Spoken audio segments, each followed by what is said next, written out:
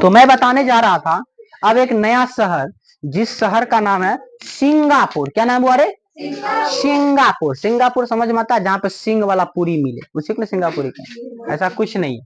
यह मलेशिया के अंतर्गत आता था। किसके अंतर्गत हुआ रे? मलेशिया। जब द्वितीय विश्व युद्ध हुआ था 1939 से 45 में, तो जापान मित्र राष्ट्र की तरफ से लड़ रहा था ना, धुरी राष्ट्र की तरफ से, धुरी राष्ट्र की तरफ से। तब ना अमेरिका बम फेंक दिया था, कहा ले तोरा पर बम दे दी। वो एगो बम नहीं फेंका, दू गो बम फेंक दिया। सोचिए क्या गो बम फेंका हुआ रे? दू गो बम फेंक दिया। और आज ही अगर यह 2 बम फेंका जाए तो समझ सकते हो कि कितना बड़ा तबाही इस धरती पे लाया जा सकता है। क्या मोटी? किसी का परमाणु बम बड़ा होता है, किसी का, जैसे अमेरिका का परमाणु बम कैसा था, बहुत बड़ा बड़ा परमाणु बम था, समझे। और जब वो छोड़ा गया था तो देखते हैं अमेरिका में, सॉरी जापान में एकदम विकलांग लोग हो रहा है। कैसा हो रहा है वो? विकलांग। ठीक है, तो वही जापान इस पर कब्जा किए हुए था।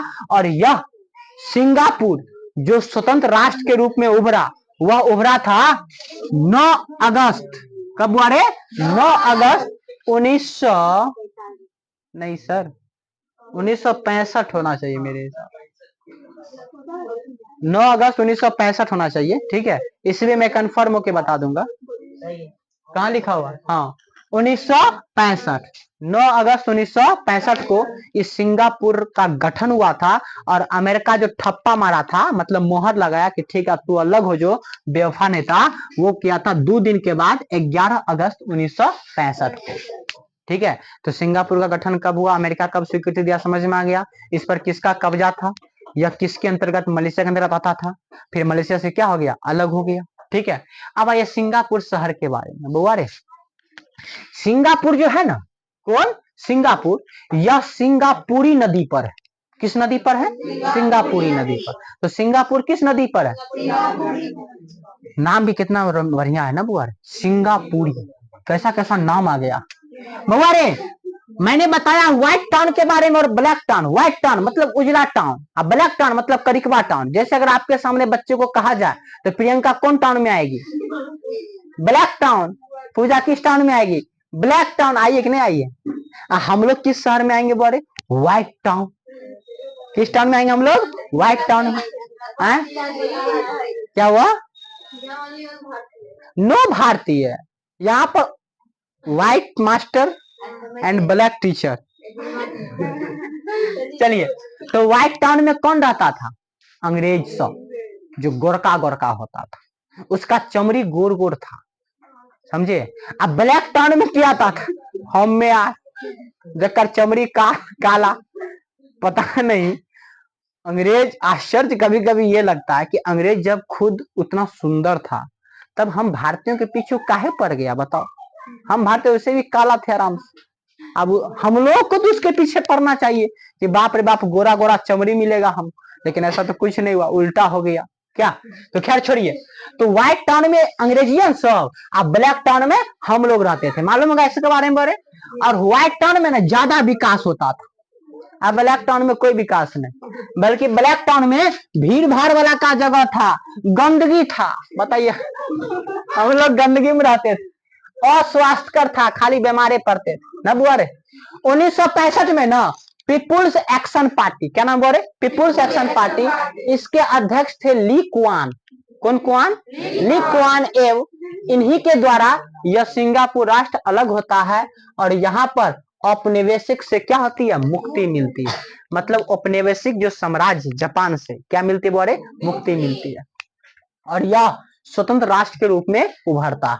ठीक है, यहाँ पर जो विकास और आवास की योजनाएं, ये बड़ा ही शानदार है। इनका जो शहर का विकास हुआ, या इनका जो आवास रहने का जो योजनाएं बनाया गया, ये बड़ा ही अजूबा है। कैसे? सरकार जो क्या किया, अपना एक सरकार ना काम करवे नहीं करेगा, 100 में 85 आदमी, मतलब 85% लोगों को ना बड़का बड़का विशाल बहुमंजिल मकान बनाया गया। 85% लोगों के लिए बहुमंजिल, बहुत सारे मंजिल का मकान बनाया गया। और कहा ले जा कलेजा में तुम इसी में रह जा। ठीक है, और वह मकान बना था स्वच्छ, पूरा स्वच्छ था, व्हाइट टाउन के जैसे, हवादार, हवा लगता था, एसी वाला हवा।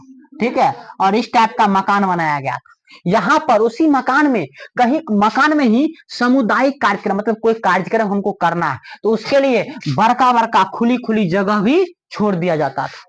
खुली जगह भी क्या करते थे बारे छोड़ देते थे। समुद्री जमीन पर, किस जमीन पर? समुद्री जमीन पर सिंगापुर मरीन ड्राइव, समझ में आता है? मैंने कहा ना, जो समुद्र है उसको भर भर के भर भर के स्थल बनाया गया। क्या बनाया गया बारे? स्थल। कैसा कर करके? भर भर के, समझ में आ गया? भर भर के स्थल बनाया गया, और उसी पर लोग ड्राइव करता था, मरीन ड्राइव चलता था, एकदम मजा लेता था। ठीक है, वही था सिंगापुरी मरीन ड्राइव। ठीक है, इसके बाद क्या हुआ कि नागरिकों का जो जीवन है वो बड़ा ही आरामदायक बनाया गया, एकदम बैठले बैठले सब कुछ तुमको मिल जाएगा। ठीक है, रसियन लो चाहे यूरोपियन लो, कहीं का भी लो, लेकिन सब कुछ तुमको बैठले बैठले मिल जाएगा। अपराधियों लोगों पर काफी नियंत्रण किया गया, जो अपराधी लोग थे उस पर नियंत्रण किया गया। नस्ली टकराव पर रोक लगाया गया, नक्सली जो कोई कोई कहीं पर टकराव भिड़ जाता है उस पर रोक लगा दिया गया।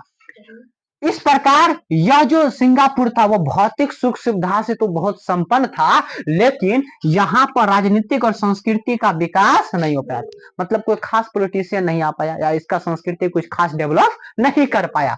इस शहर को, सिंगापुर शहर को हम लोग लायन या गार्डन सिटी के नाम से भी जानते हैं, और यहाँ पे स्काई टावर बड़ा ही फेमस। कौन टावर बोल रहे? स्काई टावर बड़ा ही फेमस है। तो ये मैंने बता दिया किसके बारे में? सिंगापुर शहर के बारे में। तो अभी मैंने जस्ट बताया था पेरिस के बारे में, अब मैंने बता दिया किसके बारे में? सिंगापुर के बारे में। अब बचा है अन्य दो शहर, और एक बताएंगे, अब दोनों है मोस्ट, एक बताएंगे जाकारा लंदन, और दूसरा बताएंगे इलाज चलता है कहां से? पटना से। कौन नंबर? चलिए, तो सिंगापुर हो गया, पेरिस हो गया। अब मैं चलता हूं, एक बीच में टॉपिक मेरा छूट गया था, और उस टॉपिक में आता है नगरीकरण की विशेषता। जो नगर का निर्माण किया गया उसकी क्या कुछ खास विशेषता थी, किस आधार पर नगर का निर्माण किया गया? तो चलिए, पहला आधार था व्यापारिक गतिविधियों का केंद्र। व्यापारिक गतिविधियों का केंद्र, बउआ आपको मालूम है ना कि यह जो नगर कोई बनता है तो वह व्यापार के लिए ही बनता है। मैंने परिभाषा में भी बता दिया, नगर गांव से कस्बा, कस्बा से शहर, शहर से नगर, नगर से महानगर बनता है। तो यह जब तक शहर नहीं बनेगा तब तक तो बनेगा नहीं। आज शहर बनने के लिए यहाँ पर क्या लगाना पड़ता है? बाजार। ठीक है, तो यहाँ पर व्यापार धंधा करने के लिए भी क्या बनाया गया? शहर बनाया गया। विकसित जो नगर है अधिकांशतः वह कहीं भी है तो लगभग लगभग समुद्र के तट पर है। चाहे मैं आपको कोलकाता बताऊं, चाहे मैं आपको मुंबई बताऊं, चाहे मैं आपको क्या बताऊं, अभी ये पेरिस बताया, चाहे मैं आपको सिंगापुर बताया, चाहे मैं आपको क्या बताया था कुछ समय पहले? मद्रास। लगभग लगभग सब कहाँ है? समुद्र तट के या नदी तट के किनारे ही। पता है ऐसा क्यों होता है? क्योंकि सुन लीजिए, समान सॉरी, अगर कोई शहर या उद्योग धंधा के लिए अगर आप कोई शहर खोजे, अब वो शहर अगर समुद्र के तट पर है, तो आपको मैंने शुरू में ही बताया था, देखिए स्थल पर रहेगा तो केवल और केवल एक ही सुविधा रहेगा, और वो रहेगा सड़क सुविधा या रेल लाइन सुविधा। क्या? लेकिन इससे आप देश से विदेश तो नहीं भेज सकते हो, देश से विदेश तक थोड़ी पटरी जाता है, पटरी तो देश के अंतर्गत ही रहता है। ठीक है, तो आपको व्यापार करिएगा, लेकिन व्यापार करिएगा दूसरे देश में तो नहीं दे पाइएगा, तो उसके लिए क्या करना पड़ेगा? या तो एरोप्लेन, तो एरोप्लेन में तो सामान नहीं घुसेगा, अब बड़ा महंगा भी पड़ेगा, एरोप्लेन का खर्च बहुत ज्यादा होता है। तो अगर आप पानी वाला सुविधा लीजिएगा, जल वाला सुविधा लीजिएगा, तो आपको आसानी से एक देश से दूसरे देश जा सकते हो, खर्च भी कम पड़ेगा, बजट भी कम पड़ेगा, क्या ज्यादा मात्रा में सामान भी लेके जा सकते हो। इसलिए बड़का बड़का उद्योग धंधा जो भी होता है वह सब का सब कहाँ होता है? समुद्र के तट पर। ठीक है, इसलिए शहर का जो भी निर्माण होता है वो किसके तट पर है? समुद्र के तट पर। तो व्यापारिक गतिविधियां मतलब व्यापार करने के उद्देश्य से भी क्या बनाया गया था? शहर बनाया गया। और शहर किसी किनारे बनाया गया है? समुद्र के तट पर, ताकि आयात और निर्यात, मतलब किसी वस्तु को कहीं से लाना है किसी देश से, या हमको उस देश में बेचना है, तो उसके लिए कोई दिक्कत विशेष परेशानी नहीं हो। ताकि भारत में जो कच्चा माल है, माल का मतलब कुछ और मत समझना, माल का मतलब होता है वस्तु, पदार्थ। ठीक है, जो पदार्थ मैंने बनाया उसको हम लोग माल कहते हैं। तो आज के बाद कभी ये मत बोलना किसी को जाते हुए तुम माल है, तो वो लड़की तुमको समझेगी नहीं, सेल्डिंग उठा के दे देगी, तुम बोला कि हाँ सेल्डिंग कौन कंपनी का, तो यह भी एक माल है। क्योंकि यह भी एक वस्तु है। तो दुनिया में जितनी भी वस्तु है सबका सब क्या है, माल है, चाहे वो तुम रहो या सामान रहे, ठीक है। चलिए, तो भारत का जितना भी कच्चा माल है वो दूसरे देशों में ट्रांसफर करना चाहो या दूसरे देशों से अपने देशों में लाना चाहो, कोई दिक्कत नहीं है, सब समुद्र तट से आराम से हो जाएगा, ठीक है। इसके बाद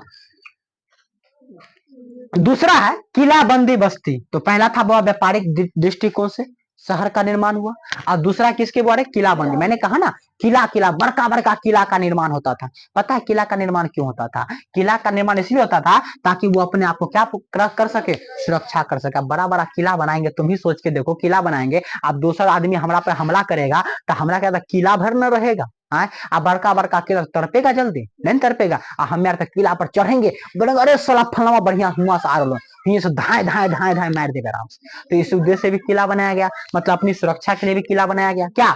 और यह उसका उद्देश्य क्या था, जो भारतीय शासक है, जो भारत के राजा महाराजा है, अंग्रेजों बड़ा दिमाग का तेज था, गोरखा आदमी न था, गोरखा दिमागो था, गोरखा बुद्धियो था, तो इतना तेज था कि वो सोच लिया अरे साला अगर हम इस देश पर कब्जा किए हैं तो भारत का जो शासक वर्ग का समूह है, जो शासक वर्ग का लोग है, वो तो हमको छोड़ेगा नहीं, वो तो हमको कभी भी आक्रमण कर देगा, तो साला हम अपना पहले सुरक्षा कर ले आराम से क्या। इसको फ्रांस से दुश्मनी था, किसको बुआ रहे, ब्रिटेन को। आपको मालूम है अमेरिकी स्वतंत्रता संग्राम में पढ़ाए थे, ब्रिटेन का बड़ा दुश्मन था, क्योंकि ब्रिटेन भी अपना उपनिवेश दे दिया, उन्हें सब फ्रांस को दे दिया, ठीक है। कहा दोनों आपस में लड़ रहा था, हालांकि फ्रांस को बाद में हरा देता है, ब्रिटेन का ही शासन रहता है।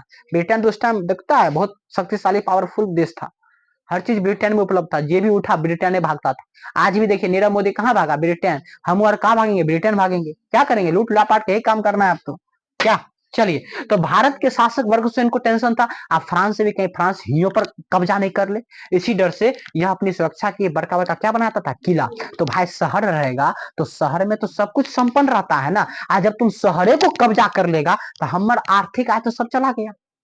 शहर को बनाने में पैसा कोई लगता है, तो पता है कितना खर्च लग रहा था ना, समुद्र में मट्टी भरने के लिए, ठीक है, तो बहुत खर्च लगता है। तो इसी उद्देश्य से यह अपनी सुरक्षा के लिए क्या बनाया बुआ रे, किला बनाया, ताकि हमको दुश्मन लोग परास्त नहीं कर सके।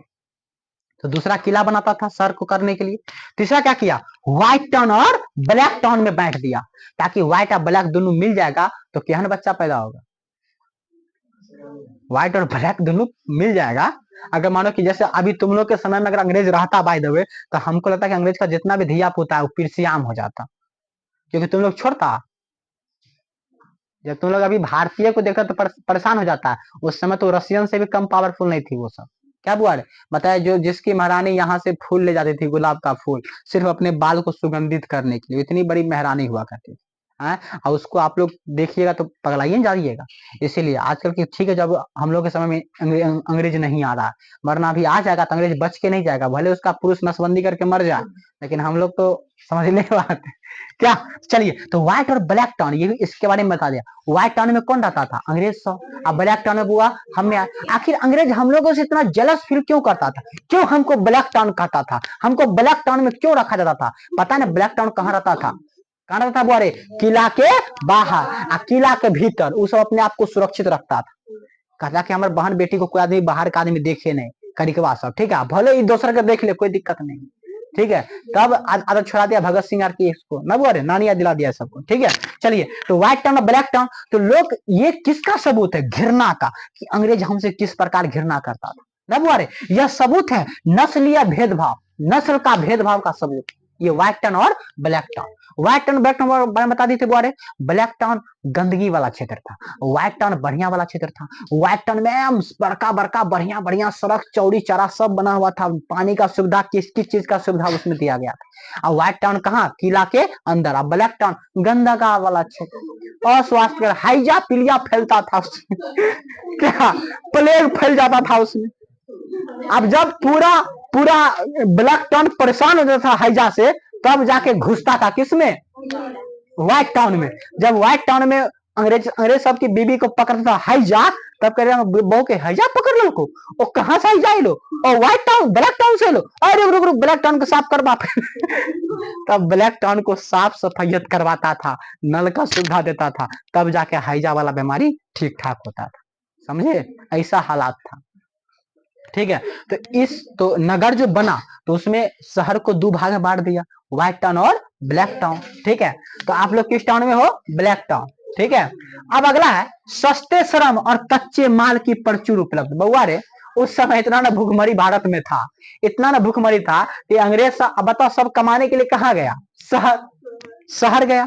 शहर गया हुआ पर मानो क्या, मजदूर तो काफी मात्रा में बढ़ जाएगा। अब मजदूर बढ़ जाएगा, अब फैक्ट्री कम है, मतलब लेबर ज्यादा है काम करने वाला, हमको आदमी की जरूरत कम है। जैसे अभी अगर देख लीजिए कोई वैकेंसी निकलेगा और उस वैकेंसी में रहेगा 8,000 लोगों को भर्ती लेंगे, आप देखिएगा ना उस पर फॉर्म जो फिलअप करता है 8 लाख 10 लाख आदमी फिलअप करता है उस 8,000 के लिए। तो भाई अब हम किसी को बोलेंगे रे तू खटबे 200 में, नहीं खटबो, नहीं खटबे तू हट, तुरंत 200 आदमी तैयार है हमको नौकरी देने के लिए।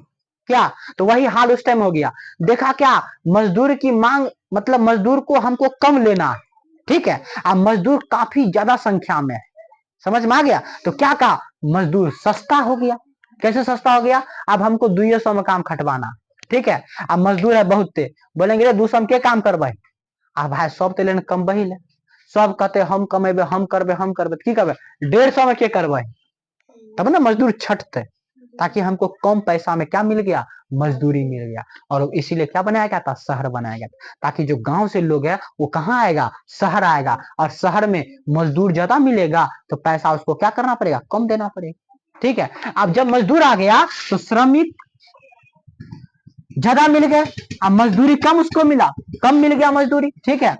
उसके बाद बहुत सारा कच्चा माल, जब मजदूर मिल गया तो दिन रात काम करता था, काम कर करके उत्पादन बहुत करता था, तो कच्चा माल काफी ज्यादा मात्रा में क्या होने लगा, उपलब्ध होने लगा। और इससे क्या हुआ, उद्योग धंधा और ज्यादा विकास किया। और जिस देश में उद्योग धंधा विकास करेंगे वो देश धीरे धीरे विकसित में आ जाएंगे। लेकिन वहां पर दो चीज हो जाएगा, एक पूंजीपति और एक श्रमिक वर्ग। और वहां पर पूंजीपति वर्ग के द्वारा श्रमिक वर्ग को काफी ज्यादा नुकसान पहुंचाया जाएगा, उसको क्या कहता है, गुलामी की जंजीरों में रखा जाएगा, ठीक है। इसीलिए उद्योग धंधा उतना ही फैलाइए जितना आप सक्षम है, वरना वो मजदूर जो आज सरकार को वोट देते हो इस नाम पे कि हमारा बिहार में उद्योग धंधा खुलेगा, तो सावधान हो जाना, जल्दी से ही राज्य क्या हो जाएगा, गुलाम। जैसे गुजरात में अगर जाओगे अभी अपना के काम करने के लिए, तो वहां हम लोग सब अच्छा व्यवहार करता है, नहीं करता अच्छा व्यवहार, ठीक है। मजदूरी का मजदूरी वाला वैल्यू भी रहता है, ठीक है। अपना बिहार में मानो फैक्ट्री बड़का बड़का लग जाएगा उद्योग धंधा, तो ठीक है अपन बिहार बड़का बढ़िया बढ़िया राज्य बन जाएगा।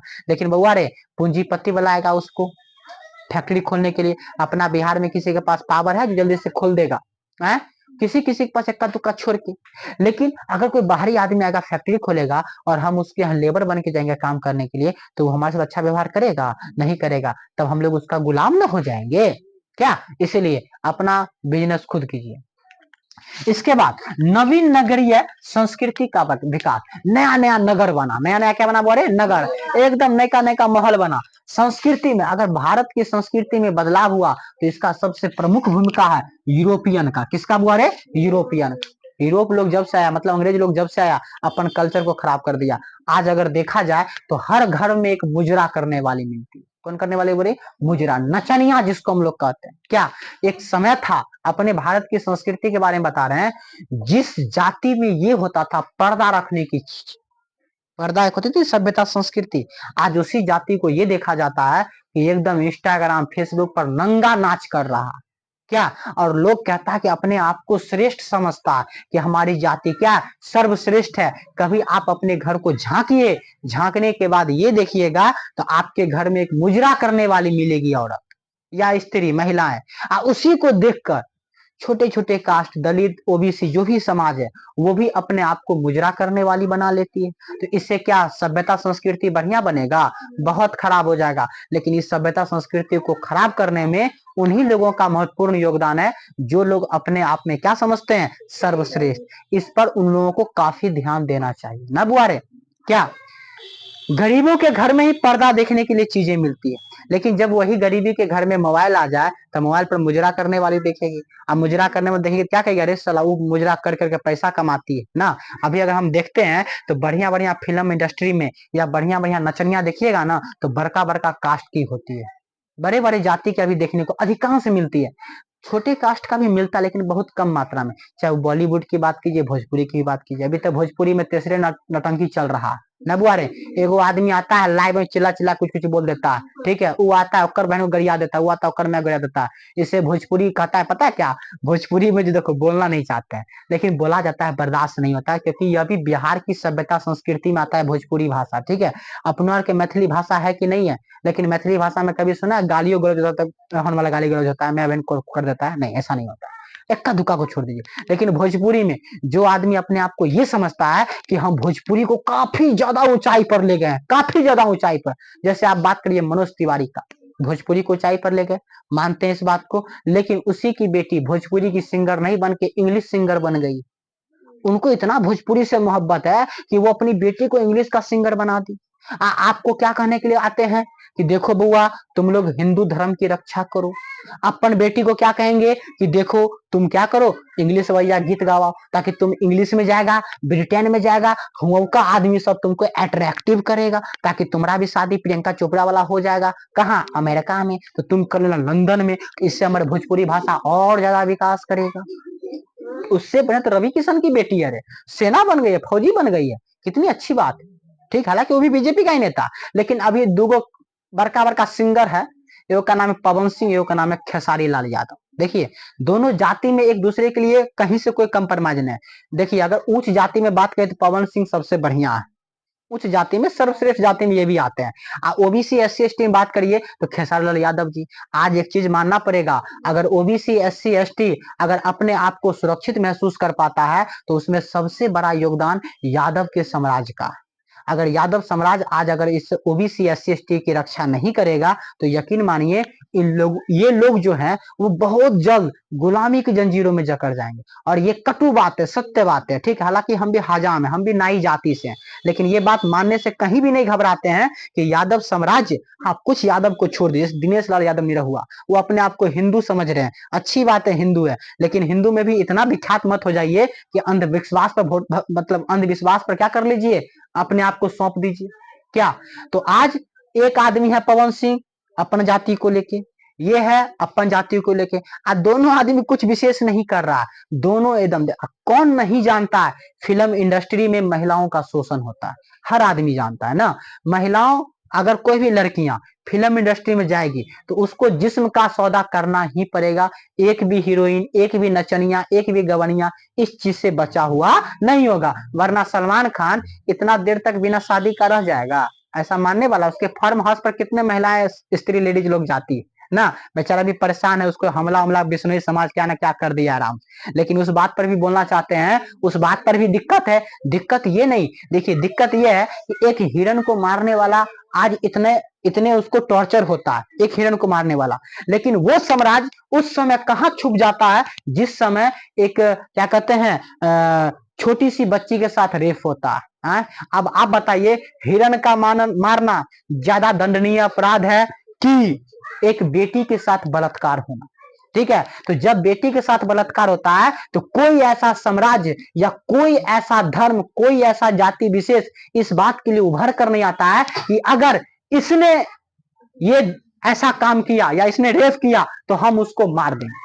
कोई आदमी ओपनली नहीं आता, सब कानून पर छूट जाता है, और कानून में जाने के बाद पैसा दीजिए खेल देगी, ठीक है। इक्का दुक्का को छोड़ दीजिए, तो अभी वही आदमी जिंदगी अपना जी सकता है जो किसी ना किसी पार्टी पॉलिटिक्स से मिला हुआ, समझे, अन्यथा आम लोगों का जिंदगी बहुत कष्टमय हो गया। तो यह आश्चर्य की बात है बुआ कि एक हिरण को मारने वाला सलमान खान आज इसलिए सब लोगों के आंख में गड़ चुका है क्योंकि यह मुस्लिम समुदाय से आता है। समझ में आ गया? और बॉलीवुड में कहा ऐसा जाता है कि कितने लोगों का कैरियर यह खा चुका, ठीक है। लेकिन आश्चर्य की दूसरी जगह यह बात होती है कि जहां 8 साल की बच्ची के साथ रेप हो जाता है, कोलकाता में महिलाओं के साथ रेप कांड हो जाती है, तो उसमें ऐसा कोई समाज बन के उभर के नहीं आता है जो उसके लिए आवाज उठा सके, उसके लिए कोई बिश्नोई समाज जैसा आदमी बन सके। क्या? वैसा कोई आदमी बन के नहीं आता। तो एक जानवर को मारने वाला को इतना, और एक आदमी को मारने वाला, एक तरह से माने कि हमको तो लगता है कि जानवर से तो बढ़ के वही आदमी होना चाहिए ना बुआ रे। इसीलिए अगर गलत ये है तो गलत वहां पर वो भी है, तो उसके लिए भी आवाज उठना चाहिए, चाहे वो किसी भी धर्म किसी भी जाति से ताल्लुकात रखता है, उससे कोई मतलब नहीं है, ठीक है। तो ये सब देखते हैं समाज में तो बड़ा खराब फील होता है। आज देखिए सलमान खान को अगर हम ही सपोर्ट करेंगे तो क्या बोलेगा, तुम मुस्लिम का सपोर्टर है, ठीक है। लेकिन बात सलमान खान की नहीं, आप बात ये भी देखिए, सलमान खान से कितने लोगों की रोजी रोटी चल रही है। क्या सलमान खान अपने फिल्म में सिर्फ मुस्लिम लोगों को ही काम में लेते हैं, हिंदू लोग उसमें को काम करने नहीं जाता है? तो अगर सलमान खान के साथ कुछ होता है तो क्या हिंदू समाज को कुछ नहीं होगा? ये वही वही बातें ऊंची ऊंची बोलेगा जो धर्म का ठेका लग रखा है। क्या पता है कि हम धर्म को रक्षा करेंगे, भले उसका बेटा अलग रक्षा करेगा, वो अलग की बात। तो धर्म की रक्षा किसको करना चाहिए? अगर आप समझिए, जैसे नाई का काम है क्या करना? बाल छीलना। राम जी चमार का काम क्या है? पशु का जो भी, ये सब तो अर्थव्यवस्था के तरफ बनाया गया है ना। उसी प्रकार ये जो मंदिर मस्जिद का काम है, ये किसका काम है? ब्राह्मणों का। तो ब्राह्मणों को इस पर आगे रहना चाहिए। क्या उनको भाई, उनका धंधा है ना, उनका धंधा है कथी कि हम क्या करें, मंदिर की या सनातन धर्म की रक्षा करें। क्या जब आप सबको कैटेगरी पर बांट दिए हैं, अर्थव्यवस्था के द्वारा बांट दिए हैं, तो हमारा काम है दूसरा, आपका काम मंदिर की रक्षा कीजिए, सनातन को बचाइए आराम से। तो आप इसमें गरीब लोगों को क्यों लपेट लेते हैं? गरीब लोगों को तो पेट में खाना कहीं से मिल जाए उसके लिए वही भगवान, चाहे वो मुस्लिम से मिले या हिंदू से मिले ना बुआ। हाँ, हर धर्म में गलत है, मुस्लिम में भी गलत है, हिंदू में भी गलत है, ठीक है। इसीलिए धर्म को गलत नहीं कहिए, इंसान को इंसानियत मानिए। क्या कोई दिक्कत? कोई दिक्कत नहीं। चलिए, तो मैं कहाँ आ रहा था बुआरे? नवीन नगरीय संस्कृति का विकास। इसमें मैं ये बताया कि अगर आज की सभ्यता संस्कृति में बदलाव आया है तो इसमें सबसे बड़ा किसका हाथ है? यूरोपियन लोगों का, ठीक है। वाणिज्यिक प्रतिष्ठान, मतलब अगर उद्योग धंधा खुलेगा तो बुआ उद्योग धंधा में कच्चा माल बनेगा। अब कच्चा माल रखने के लिए कोई तो कोई जगह चाहिए, तो क्या बनाया गया? बड़का बड़का गोदाम बनाया गया। अब गोदाम पर भी भोजपुरी में गीत निकल चुका है, खेसारी जी का गीत है गोदाम पर, देखा है गीत? सर्च कर लेना जाके। उसके बाद बैंक, अब पैसा कौड़ी होगा ज्यादा तो क्या करिएगा? बैंक। लोन लेना होगा तो क्या करिएगा? बैंक। कर्जा लेना तो क्या करिएगा? बैंक, ठीक है। उसके बाद बीमा, मर जाइएगा, मर जाइएगा तो कहाँ जाइएगा? बीमा योजना करवाइए, आपको पैसा मिलेगा, ठीक है। इसीलिए बीमा योजना तो हमको ये बताता है कि आदमी के मरने के बाद कितना वैल्यू। क्या एलआईसी तुमको क्या बताएगा? एलआईसी वालों के पास अगर आप बैठ जाइए तो आपको ऐसा फील होगा हम बेकार जिंदा है ना बुआ रे। मरने में ही फायदा, मरने के बाद इतना पैसा देगा, हमारे घर बहुत ज्यादा फेमस हो जाएगा। जितना जिंदा में कमा के दे नहीं सकते हैं, उससे ज्यादा मरने के बाद रज देंगे ना बुआ। इसलिए जिसके पास बैठिएगा ना, वैसा ही सभ्यता संस्कृति। मास्टर के पास बैठिए तो क्या सोचिएगा? बाप रे बाप, फलाना कोचिंग बहुत डेवलप कर रहे हैं, केना कोचिंग के विकास करिए, ठीक है। लफो जरा बैठे की कब? अरे सलाह माल नहीं पटलो, बहुत टेंशन हो रहा है, ठीक है। बिजनेसमैन के पास बैठे तो क्या सोचिएगा? अरे साला अंबानी के सरकार बहुत सुविधा देना हो, हमारा सुविधा नहीं देना हो, टेंशन देखिए, ठीक है। अगर कोई लड़की सुंदर होगी और उसके पास बैठे तो क्या सोचेगा? वो साली बहुत सुंदर है, हम सुंदर की है। मतलब जिसके साथ संगत कीजिए वैसा ही प्रभाव बनेगा। इसलिए हम यही चाहेंगे, आप संगत कीजिए बढ़िया लोगों से, ताकि बनिएगा बढ़िया लोगों जैसा, ठीक है। लेकिन ये बात भी कटी सत्य है कि उपदेश जो होता है वो दूसरों के लिए होता है, ठीक है। भले हम खराब के साथ संगत करें, लेकिन आप बढ़िया के साथ संगत कीजिए। क्या? चलिए, बढ़िया बात। उसके बाद विभिन्न व्यापारिक कार्यालय, मानी व्यापार ना करेंगे तो हमको ऑफिस में मिलिए ना, जैसे सलमान खान के फार्म हाउस पर जाते हैं मिलने के लिए, सिनेमा अगर लेना होगा, ठीक है। आप लोग भी जाइएगा ना फार्म हाउस पर तो सिनेमा आपको ही मिल जाएगा, ठीक है। इसीलिए तो व्यापार करने के लिए कार्यालय चाहिए, तो कार्यालय को खोलने के लिए क्या किया? हद हो गया, कोलकाता में ब्रिटिश क्लर्क और लेखाकार इन लोगों के लिए एगो कार्यालय खोला गया, और उस कार्यालय का नाम था राइटर्स बिल्डिंग। क्या बोल रहे? Writers building. इस राइटर्स बिल्डिंग के बारे में आपको बता दूं तो यह कलकत्ता में खुला था, और कलकत्ता में यह इसलिए खुला था ताकि वहां जो ब्रिटिश नौकरशाह है, क्लर्क है, या क्या कहते हैं कोई लेखाकार है, इन लोगों को रहने के लिए बहुत बड़का वाला भव्य मंदिर, सॉरी, महल बनाया गया था। उसमें कौन रहेगा? लेबर, नौकर। किसका? ब्रिटिश का। तो यही था, राइटर्स बिल्डिंग बनाया गया था। तो भारतीय लोग भी कम पावर का नहीं था, कहा ओ तो अपन नौकर को रखने के लिए राइटर्स बिल्डिंग बना दिया, तो ले हमको बना देंगे। इहो उठा। अब भारत का आदमी क्या कर दिया? एगो बना दिया सम्रांत भारतीय का मार्बल पैलेस। क्या बना दिया बोरे? Marble palace. उन्हें वो बना दिया, इन्हें ये बना दिया आराम से, ठीक है। लेकिन एक बात और जान लीजिए कि जो मजदूर वर्ग था, जिनका काम था यूरोपियन मालिकों का क्या करना? सेवा करना, ठीक है। उन लोगों को रहने के लिए जो जगह था, उस जगह था चितपुर बाजार। कौन बाजार बोले? चितपुर बाजार। आज जब चितपुर बाजार के बारे में जानिएगा ना तो बड़ा दिक्कत होगा। चितपुर बाजार ये वैसा ही था जैसे ब्लैक टाउन आपको बताए थे, ठीक है। काफी गंदगी वाला जगह था। यहाँ का जो बस्ती था उसमें स्वच्छता की बहुत कमी थी, गंदगी वाला जगह था, अस्वास्थ्यकर, खाली बीमारियां लोग उसमें होने लगा, ठीक है। गंदगी इतना, मतलब जब उसमें स्वच्छता का अभाव होगा तो स्वाभाविक है गंदगी होगा, और गंदगी होगा तो स्वाभाविक है क्या फरेगा? कीटाणु विषाणु पनपेगा, और कीटाणु विषाणु पनपेगा तो क्या होगा? हैजा। क्या धरेगा बोरे?